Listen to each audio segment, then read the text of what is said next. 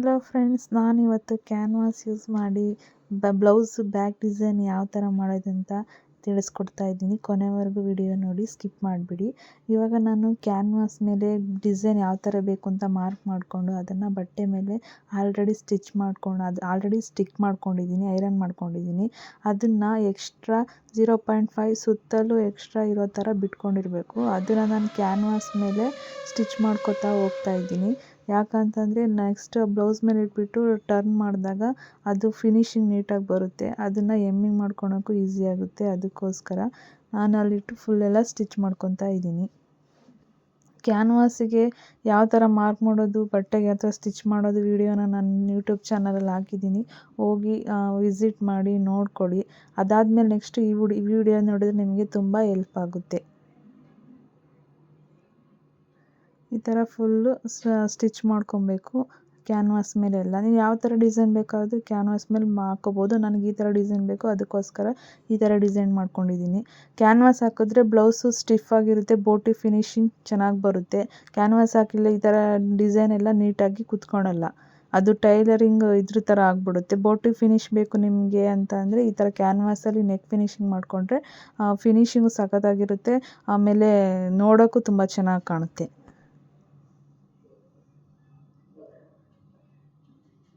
ಆದಮೇಲೆ ನಾನೀಗ main cloth ಮೇಲೆ ಬ್ಯಾಕ್ ಸೈಡಲ್ಲಿ ಇಟ್ಕೊಂಡಿದ್ದೀನಿ. ಅಂದರೆ ನಾನು ಆಲ್ರೆಡಿ ಲೈನಿಂಗ್ ಅಟ್ಯಾಚ್ ಮಾಡಾಗಿದೆ.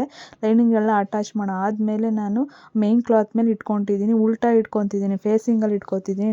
ನೋಡ್ಬೋದು ನೀವು. ಲೈನಿಂಗು ಮತ್ತು ಮೇನ್ ಕ್ಲಾತ್ ಫೇಸಿಂಗಲ್ಲಿ ಇರೋ ಥರ ನಾನು ಇಟ್ಕೊಂಡು ಕರೆಕ್ಟಾಗಿ ಸೆಂಟ್ರಿಗೆ ಪಿನ್ ಹಾಕೊತಾ ಇದ್ದೀನಿ. ಯಾಕಂದರೆ ನೆಕ್ಕಲ್ಲಿ ಸೆಂಟ್ರಲ್ಲಿ ಇಟ್ಕೊಬೇಕು.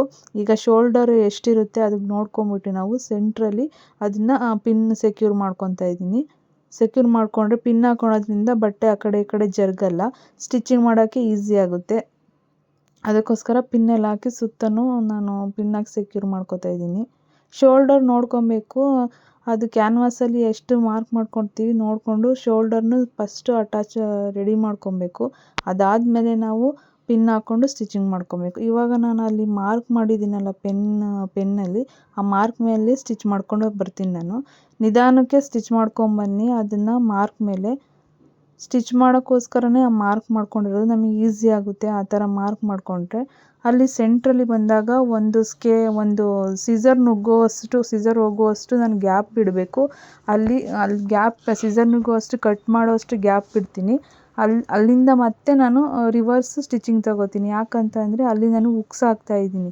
ಅಲ್ಲಿ ಬ್ಲೌಸ್ ಹತ್ರ ಬ್ಯಾಕಲ್ಲಿ ನಾನು ಹುಕ್ಸ್ ಹಾಕ್ತಿದ್ದೀನಿ. ಅಲ್ಲಿ ಡೋರಿನಾದರೂ ಹಾಕ್ಬೋದು, ನೀವು ಹುಕ್ಸ್ ಆದರೂ ಹಾಕ್ಬೋದು. ನಾನಲ್ಲಿ ಹುಕ್ಸ್ ಹಾಕ್ತಿದ್ದೀನಿ.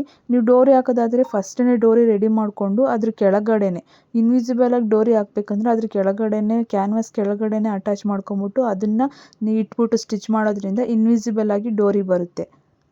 ನಾನು ಡೋರಿ ಆಗ್ತಾನೇ ಇಲ್ಲ, ನಾನು ಹುಕ್ಸ್ ಹಾಕ್ತಿರೋದ್ರಿಂದ ನಾನು ಆ ಥರ ಇಟ್ಕೊಂಡಿದ್ದೀನಿ. ನೆಕ್ಸ್ಟ್ ಎಲ್ಲ ಫಿನಿಶ್ ಆದಮೇಲೆ ಲಾಸ್ಟಿಗೆ ಹುಕ್ಸ್ ಹಾಕ್ತೀನಿ.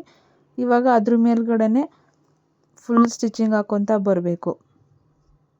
ನಿಧಾನಕ್ಕೆ ಆ ಕಾರ್ನರ್ಗಳಲ್ಲಿ ಬಂದಾಗ ನಿಧಾನಕ್ಕೆ ಸ್ವಲ್ಪ ಫುಟ್ ನಿಲ್ಲಿಸ್ಕೊಂಬಿಟ್ಟು ನಿಧಾನಕ್ಕೆ ಸ್ಟಿಚ್ ಮಾಡ್ಕೊಂಬಂದರೆ ಫಿನಿಶಿಂಗ್ ತುಂಬ ಚೆನ್ನಾಗಿ ಬರುತ್ತೆ.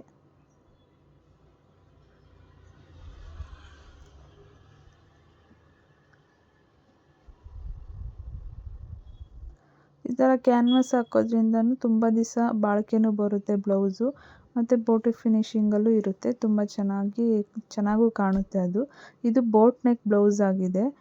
ಬೋಟ್ ನೆಕ್ಕಿಗೆ ಈ ಥರ ಮೇಲ್ಗಡೆ ಬೋಟ್ ನೆಕ್ ಶೇಪ್ ಬಂದ್ಬಿಟ್ಟು ಕೆಳಗಡೆ ಯಾವ ಥರ ಡಿಸೈನ್ ಆದರೂ ಮಾಡ್ಕೋಬೋದು ನೀವು. ಕೆಳಗಡೆ ಲೀವ್ ಶೇಪ್ ಆದರೂ ಡೈಮಂಡ್ ಶೇಪು, ಯಾವ ಥರ ಸ್ವೀಟ್ ಹಾರ್ಟ್ ಶೇಪ್, ಯಾವ ಥರ ಶೇಪ್ ಆದರೂ ನೀವು ಮಾಡ್ಕೋಬೋದು. ಅಲ್ಲಿ ನೋಡಿ ಸ್ಟಿಚಿಂಗ್ ಆಗ್ತಾ ಬರ್ತಿದ್ದಾಗೆ ಅಲ್ಲಿ ಸ್ವಲ್ಪ ಗ್ಯಾಪ್ ಕೊಡ್ತೀನಿ. ನಾನು ಫುಲ್ಲೆಲ್ಲ ಸ್ಟಿಚ್ ಮಾಡಲ್ಲ, ಗ್ಯಾಪ್ ಕೊಡ್ತೀನಿ. ಯಾಕೆ ಅಂತಂದರೆ ಒಂದು ಸಿಸರ್ ನುಗ್ಗುವಷ್ಟು ಅಲ್ಲಿ ಕಟ್ ಮಾಡಬೇಕಾಗುತ್ತೆ. ಸಿಸರ್ ನುಗ್ಗುವಷ್ಟು ಗ್ಯಾಪ್ ಕೊಟ್ಬಿಟ್ಟು ಸ್ಟಿಚ್ ಮಾಡ್ಕೊತೀನಿ ನಾನು.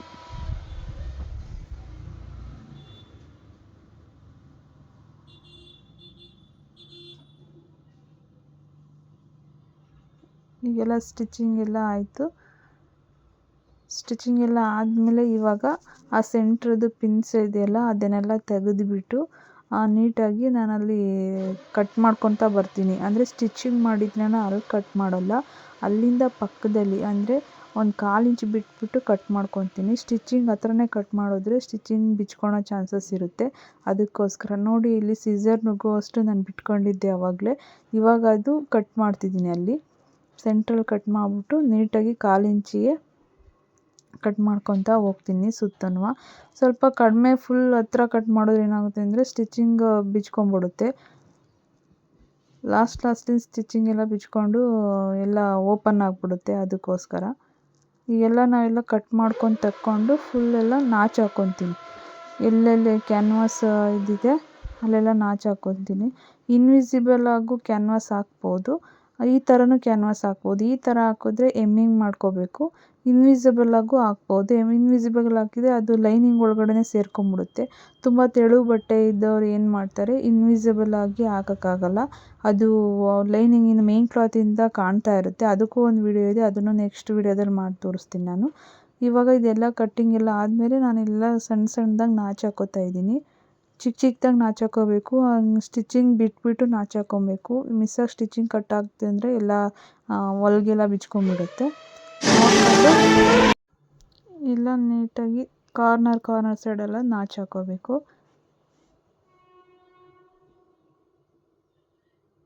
ನಾಚು ಹಾಕ್ಕೊಂಡು ಅದನ್ನು ಉಲ್ಟಾ ತಿರುಗಿಸ್ಬೇಕು ಒಳಗಡೆಗೆ.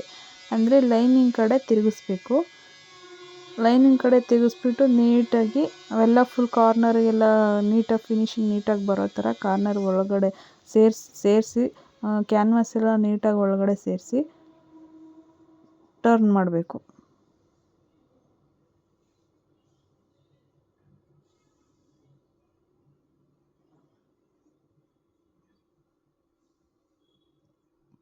ನೋಡಿ ಅಲ್ಲಿ ಒಂದೊಂದು ಕಡೆ ಅದು ನೀಟಾಗಿ ಟರ್ನ್ ಆಗೋಲ್ಲ. ಅವಾಗ ಏನಾಗುತ್ತೆ, ಪೆನ್ಸಿಲ್ ಪೆನ್ ಅಥವಾ ಏನಾದರೂ ಹಾಕ್ಬಿಟ್ಟು ಆ ಥರ ತಳ್ಳಿಬಿಟ್ಟು ಅದು ಶೇಪ್ ಬರೋ ಥರ ಮಾಡಬೇಕು.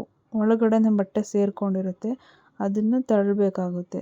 ನಾಚು ಹಾಕೋದು ಏನಕ್ಕೆ ಅಂದರೆ ಇದಕ್ಕೇ. ಈ ಥರ ನಾಚು ಹಾಕಿದ್ರೆ ಈಸಿಯಾಗಿ ಕ್ಯಾನ್ವಾಸು ಬ್ಯಾಕ್ ಸೈಡಿಗೆ ಟರ್ನ್ ಆಗುತ್ತೆ.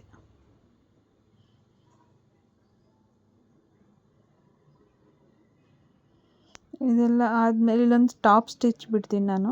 ಟಾಪ್ ಸ್ಟಿಚ್ ಬಿಡದಲ್ಲೇ ಇದ್ದರೂ ಹಾಗೇ ಎಮ್ಮಿಂಗ್ ಮಾಡಿಕೊಂಡ್ರೂ ನಡೆಯುತ್ತೆ. ನಾನಿಲ್ಲೊಂದು ಟಾಪ್ ಸ್ಟಿಚ್ ಬಿಟ್ಬಿಟ್ಟು ಆಮೇಲೆ ಎಮ್ಮಿಂಗ್ ಮಾಡ್ಕೊತೀನಿ.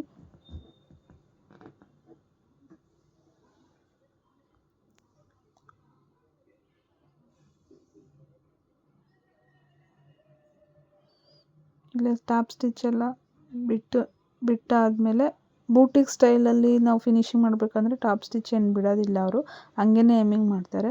ನಾನಿಲ್ಲೊಂದು ಟಾಪ್ ಸ್ಟಿಚ್ ಬಿಡ್ತಾಯಿದ್ದೀನಿ. ಇದೇ ಥರ ವಿಡಿಯೋಗಳೆಲ್ಲ ನನ್ನ ಚಾನಲಲ್ಲಿದೆ. ಕಟ್ಟಿಂಗ್ ವಿಡಿಯೋ, ಬೋಟಿಕ್ ಸ್ಟೈಲಲ್ಲಿ, ಮಾಸ್ಟರ್ ಕ್ಲಾಸ್ ಸ್ಟೈಲಲ್ಲಿ, ಬೋಟ್ ನೆಕ್ಕು cutting video, normal blouse cutting video ಎಲ್ಲ ಹಾಕಿದ್ದೀನಿ. ನೋಡಿ, ನನ್ನ ಚಾನಲ್ನ ವಿಸಿಟ್ ಮಾಡಿ. ಎಲ್ಲ ಥರ ವಿಡಿಯೋ ಇದೆ.